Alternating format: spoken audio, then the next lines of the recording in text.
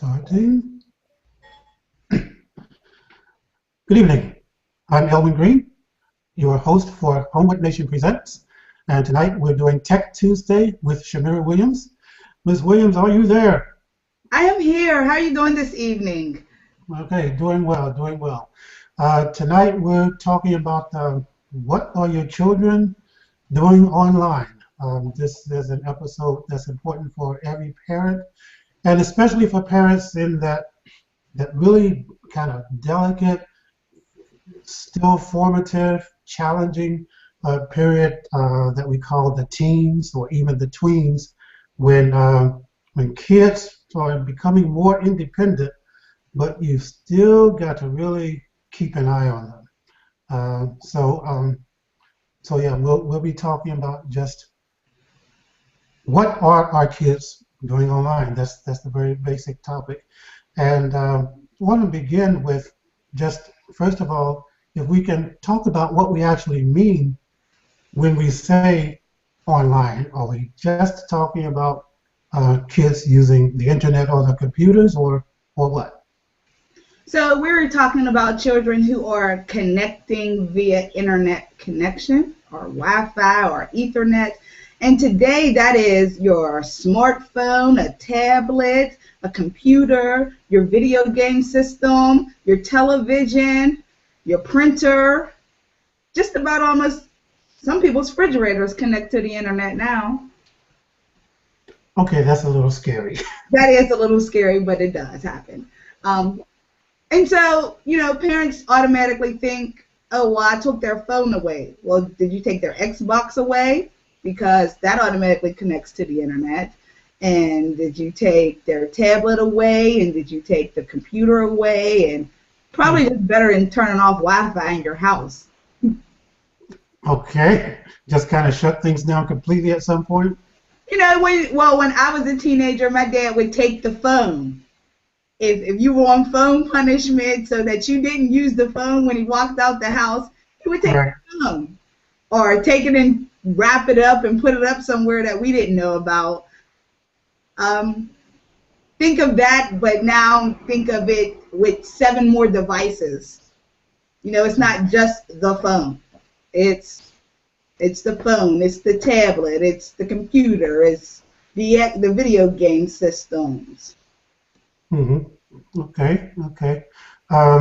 So what do we find kids kind of venturing into as they use these different devices and tools beyond simple chat, for instance, or simply working on a homework assignment? Well, the actual age for most social media and social networks is 13. But, we all know that the 10-year-old that has a social media account and the 11-year-old that's on Instagram. Be mindful because the legal limit is 13 for them. And in that 13 years of age, they have protection set up, for a child or a minor. But when you let your child register and they're not 13, or you let them add an older age, that takes some of the protection away that is automatically built into the systems. So consider that when they're on social media. Also, remember, most times your teen and tween is more technology savvy than you as the adult. So things that you might think you are putting up to prevent them from getting on certain sites and things like that, they probably have found the workaround or have a friend that has the workaround. I love parents who tell me, oh, my kid's my Facebook friend. And I'm thinking, don't you know how to change your Facebook settings so certain people don't see certain items? And just as fast as you can delete a Facebook account, you can put another one up. Right, yeah. Or, someone could even use another name to create a totally different account, right? That's one option. And we're moving from a text-based world to a video and media, or pictures. They love pictures. They're over the selfie issue, but they love still taking pictures, sharing pictures. we're thinking of sexting and things like that when kids are young, or just it was a prank. You know, Johnny Fail, and everybody in the class thought it was hilarious, and so we made a video about it, and now we've made a spoof video about it because kids are cruel. Kids are cruel without the internet and ways to save items. So now they actually can save it and share it. Things that used to only happen in your classroom now can go through your whole school, which now can go through your whole community before you stepped off the school bus. Right.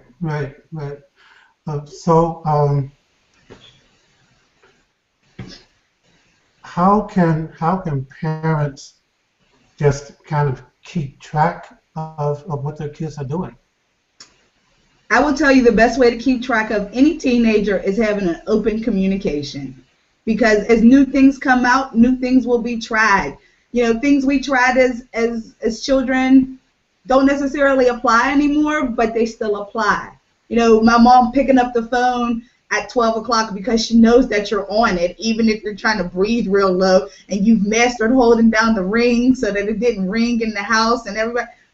Your kid's doing that with the internet. You know, they have another social media account that nobody, family member, is actually monitoring with them. Have an open line of communication, a completely open line of. They're teenagers. They're teen. Think of the age of that child. So one, they really have no concept of the long-termness of the internet. To them, they can't. 25 is old to them. You mean something I did at 8 that I posted on the internet is still going to affect me at 18? Right. What? You know, for them, they use things like Snapchat where your message deletes in 5 seconds. Well, that's not the true reality of things when you post them on the internet and share them on the internet. That happens to happen within that one platform. And yeah, that doesn't mean that it's also going to happen with Twitter or with Instagram or with Facebook or Vine or any, you know, and there's so many of them now. Like keeping track of your kid, if you think, oh, my kid's just on Facebook, think of yourself. How many social media accounts do you have? Well, no, I know my kid's only on Facebook. Common Sense Media, which is a great resource for parents. They do app reviews, video reviews, music reviews, book reviews. They actually have a whole component about social media sites directed for kids. They are designed for children, for them to communicate with their peers. This would be commonsensemedia.com? commonsensemedia.org. .org. And this is a website that provides information to help people evaluate what's online and whether it's good for kids and appropriate for kids. It does that, as well as it has a plethora of resources for parents to talk to their children about being a positive digital citizen. You know, when should you be posting pictures of your friends? If you're 11, your friend farting is hilarious to you, and you might want to post that, but is that appropriate to be posted? And so it has information for you to talk to your kids and posters and actually even assignments and games and videos that you can look at to say, you know what, let's talk about what is appropriate, because as a parent and educator and family member, we now need to remind kids to be positive digital citizens. And we may want to model that a little bit better sometimes in our own social media usage. So can we unpack that a little bit? The phrase that you just used, which I really appreciate, being positive digital citizens. What does that look like? What does that mean? A positive digital citizen is someone who respects themselves online as well as offline. So things that you would do offline, you don't want to do online. So if you wouldn't necessarily make fun of someone in person, you probably shouldn't do it online. Having one consistent human persona, You know, you can't be somebody online and then be somebody different offline. Being a positive digital citizen means I've considered my community. I've considered who I'm sharing with. I've considered who I represent besides just myself. I represent my parents. I represent my family members. I represent my community. How deep does my social network go?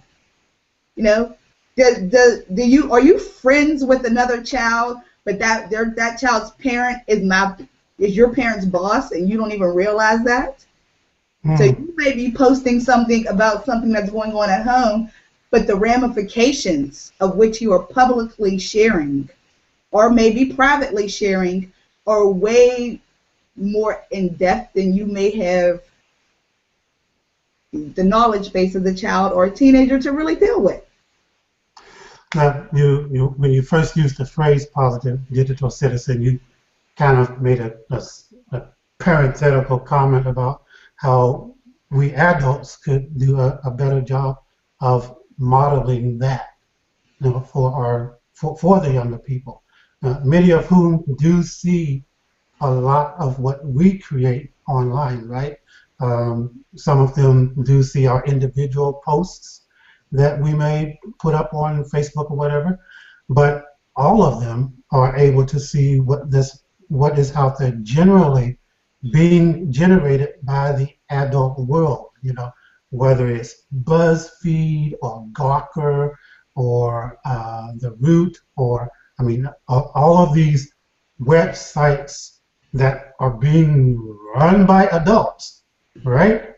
And are putting all kinds of things out there. But as individuals, because we can't do anything about BuzzFeed or Gawker necessarily, but what can we do to better model positive digital citizenship for our younger people, for our kids? I mean, I tell this to adults. If you wouldn't want your grandmother to see it, don't share it. If your grandmother would have an opinion, and I'm talking big mama, old school grandma, not grandma who wants to club with you, because there are some grandmas like that, but the grandma who was the stern grandma, the grandma nobody's house, nobody wants to go over her house, like, right. That's the grandma that you want to consider when you're posting stuff to the internet. As adults, yes, some days we have bad days and we want to post things, and you forgot your little cousin was on your Facebook friend list because you guys actually aren't seeing each other's posts on a daily basis, but you friended each other, and that child may be seeing things that you're putting up there. So, you know, your memes that you be mindful. Is that meme child appropriate? And I know you're thinking, but I'm an adult. You're right. You are an adult. But you may have friends that are children because they're your cousin, and that's how we connect. They live in Atlanta, and I live in Mississippi, or whatever that shall be. But in addition to that, it only needs for one person to like or comment on your picture, and it shows up in other people's feeds. Right. We always forget that because we're so mobile. You know, most people use those type of things on a mobile device, and you can't see all the other features that are happening on a computer screen. And you honestly forget about that. You forget that whenever you make a comment on somebody's post, everybody who can see it, everybody who's your friend can see what you posted on somebody else's. Or when you like a meme that may be sexually explicit, that child now sees that too. So be mindful. I have the rule of I'm not Facebook friends with any of my 22 nieces or nephews. Or still children, because when it came out, I would police them. I would, if they were saying things that weren't appropriate, or I knew that one of my siblings wouldn't appreciate, I would be an aunt and say, don't write that on there. What would your mother say? As a matter of fact, I'm making a screenshot of this. Or it's 12:30 and you and your friends are on Facebook having a whole conversation. Shouldn't you be getting into bed and going to school? I did that to one of my nephews. He unfriended me, and all of his friends like came and commented and started laughing, and I wrote back like, you should be asleep too. Like, this ain't just for him. This is for all of y'all. Unplug. Okay. As adults, though, when you see a child out in the street after a certain hour, you have that question and say, does your parent know that you're out here? Same thing goes for social media. Mm-hmm. If you are watching a child behave in a destructive manner on social media, tell their parents. You know, if you are not close to that child, hey, you know, maybe you want to take that screenshot and show that parent, because maybe that parent is completely unaware that that is happening. Maybe that parent is not into social networking. They never got into it. They don't want to get into it. Mm-hmm. But the child may be, and they may be doing inappropriate things. That, as an adult, be an adult. You know. Okay. Cool. Let's see. I'm going to ask you to bear with me for a moment because I need to check an email real quick. And folks out there, sorry about this, but I really need to check something here. Talk amongst yourselves. So another great resource that I actually get pretty often is I will call the FCC. They have booklets and pamphlets about how to talk to your children, resources that you can tap out to, living your life digitally. I probably have 2 or 3 of them in my office. I don't want to look too crazy going around and look for them. But I'm pretty sure there may be 1 or 2 of those items in here. And before this broadcast ends, I will find them and show them to you. Last week we talked about connecting with your child's school. Right. Which, you know, that ties in. What if your child is being bullied at school? And it's online. And it's now, you know, something small happened in school. You like my boyfriend, and I didn't know because they're still teenagers. Remember, they're teenagers. As a teenager, you're going through so many hormonal changes. You're just a teenager. Remember your teen years. Now magnify that in the ability for it to be captured every minute. You know, I think I'm glad that none of this was around when I was a teenager, because I would be unemployed probably till this day if social media was out when I was a teenager. And I wasn't a bad teen. I didn't do anything that the normal teenager probably did. Mm-hmm. You know, we remember that we are teenagers. In California, they are actually trying to make provisions for this.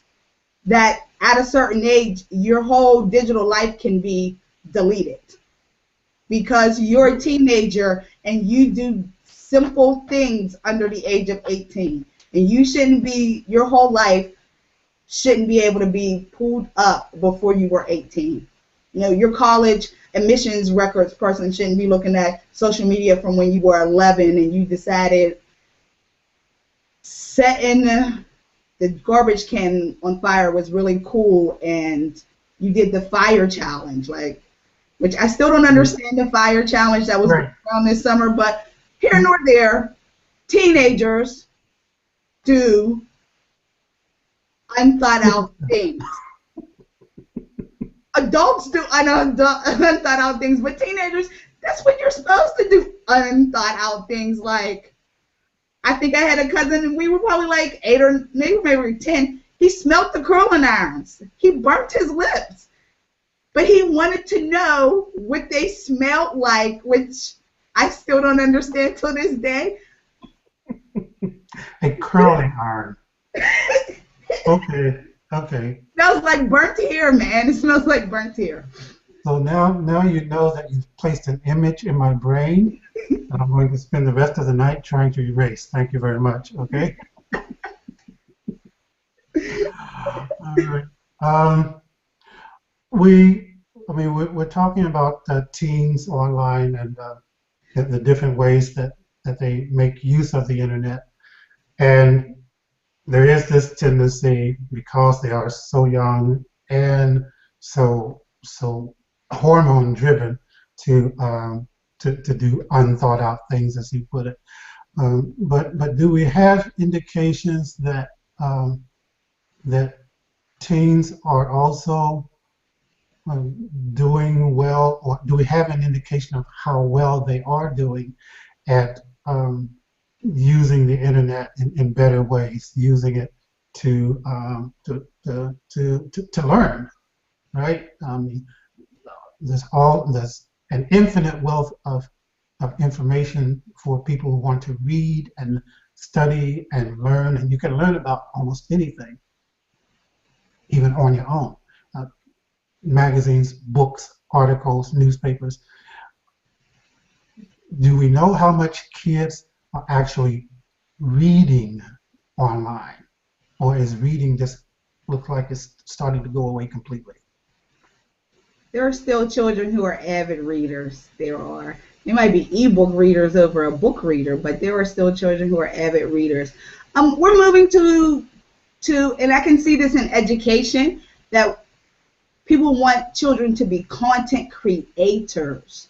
They want them to take the internet and the tools of the internet to create or document their learning, to make it so that it's, hey, what did you do over the summer? And they can pull out a flash drive or make a DVD or a portfolio snapshot to show someone else, hey, this is what I did this summer. I can show you and express myself in multiple ways, whether it's written. There are children who are blogging. There are some children who are blogging at a very well rate that they actually are driving, customers and income. Rainbow looms, if you YouTube search rainbow looms, which are the little rubber band bracelets the kids are making, there are like thousands of little girls who have rainbow loom channels. Like, all they're doing is making rainbow looms, and they're showing other kids how to make different rainbow looms. Rainbow loom, Loom. Okay. I use rainbow looms to do binary code, so but I get it. I get the whole point. We worked on a project called Power Functions this summer, and I used YouTube and looked for kids who had already built remote control cars. How am I going to learn how to build the remote control car for a kid? Go to where kids are posting the information about how to do things like that. And so there are kids who are out there using the internet to be content creators and producers and creating apps. And Scratch is great. There are some kids that'll spend hours on Scratch, which Scratch is a website. It's a web platform that allows you to code, to create apps and learn how to code. It's from MIT. It's free. All you need is a Gmail account. They actually are coming out with Scratch Junior. So Scratch is one of those, hey, I want to learn how to code, but maybe there's no program or nothing around my home.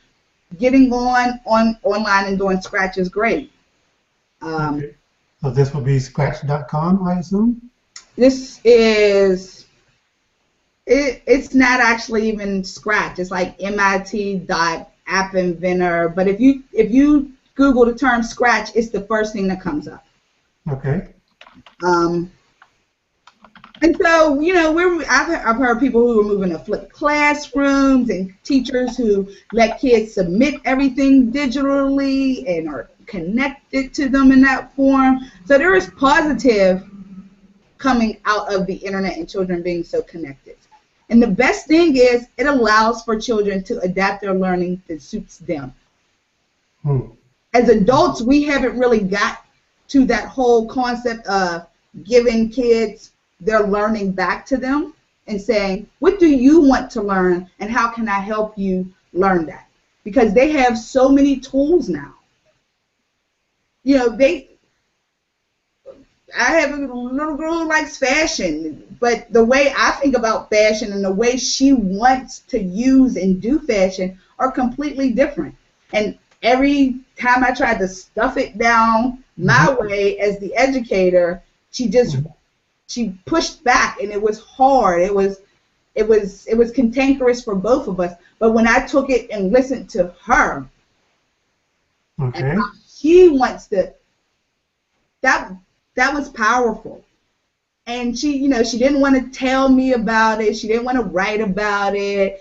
She would come and give me songs that she thought related to how she felt, and I'd be like, "What are you talking about?" But that was her. That was her voice. That was the way she chose to use her voice. Over at the Children's Museum, they have a project called, I think it's called Hear Me Now, and it is actually a program simply for children to talk to an adult or tell their own story. It goes with the radio show they produce over there. As for parents, they have IQ Smart Parent that is produced over at WQED. That is they do episodes, maybe like monthly, about topics for parents about being a digital parent now. Like, So this is a series on QED? Yes, and you can watch them. If you missed the live airing, you can watch them online right on their website. And it's called IQ Smart Parent. Yep. Okay. A great one is Like, Follow, Share, which actually relates to this age demographic of teens and tweens. What are they liking? Who are they following? And what are they sharing? Is that also a TV thing? Like, follow, share? Yeah, it was an episode. It was one of their episodes. I think it was episode number 6. Okay. And it actually is going out into national syndication this year. So that's really cool. Cool. WQED continues to lead the way in educational TV. Yes, they do. More, since this is more than just TV now. We are at 8:29, so we want to begin winding it up. Can we kind of wrap things into a synopsis in terms of the main points or highlights of how parents can keep track of what their kids are doing and help them to move in a positive direction? Yes. The best way to keep track of what your child is doing is having an open communication with them. I mean, you put all the filters and tracking devices and software on your computer that you want, but having an open communication with your child about what's really going on in their online life, because it really relates to their offline life. Their friends are now online. Everything is online to them. I hear people who say, that teenager won't get off that phone, it's stuck to their fingers. That's where their life is. That's their world at this point. Maybe it was the coffee shop when you were, the hot dog shop when you were a kid, or the movies, or the McDonald's parking lot. Right now it's digital. So that's where their life is. Having open communication with your children. When they do something that's inappropriate, talking to them about being a positive digital citizen. And if you still need assistance on what that is and how you go about forming that for your family, Common Sense Media is a great resource, as well as IQ Smart Parent. They both have resources for parents to help them through those things and help them talk about those issues. If you think talking about drugs and sex was hard with your kid before the internet, now think about how many videos, pictures, and audio they can actually see to tell them about it from who knows what standpoint. Yeah. So I will always, as much as I love technology, nothing beats a human connection. And it actually is now a new saying in the tech world. It's not business to business, it's human to human. Okay. We will wrap it up on that note. Ms. Williams, thanks again, as always, for a delightful time together on Tech Tuesday. And thanks to all of you for watching. This is Elwin Green for Homewood Nation. Please join us again next week for Tech Tuesday with Shimira Williams. Thanks. Good night. Thank you. Have a lovely evening. You too. Bye-bye. Bye-bye.